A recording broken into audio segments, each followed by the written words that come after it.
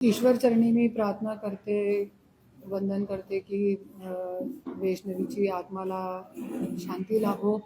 आणि जसं की मला असं वाटते, सगळा मुद्दा मी बघितलेला आहे. मला असं वाटते की आजची इतकी युवा मुलगी आत्महत्या करू शकत नाही. आणि जसे त्यांची वैष्णवीची जे पोस्टमॉर्टम रिपोर्ट आली आहे, त्यांच्या शरीरवरती पूर्ण असे मारहाणीचे निशाण होते. तो मला असं वाटते की हे आत्महत्या नसून हे मर्डर केलेलं आहे. मारून मारून तिला मारून टाकलेला आहे.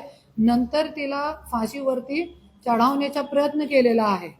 आणि जसं मी आज तळागाळामध्ये काम करत मी बघते, महाराष्ट्रामध्ये प्रत्येक घरामध्ये वैष्णवी, करुणा धनंजय मुंडे, पूजा चौहान अशी खूप महिला आहे. पण शासन, प्रशासन, महिला आयोग याच्यावरती काय काम करत नाही त्याच्यासाठी. आणि आज तुम्ही बघू शकता की जे वैष्णवीची जाऊ आहे, तिने पण सगळा आज मुद्दा सांगितलेला आहे की तिच्यासोबत पण खूप मारहाण केली.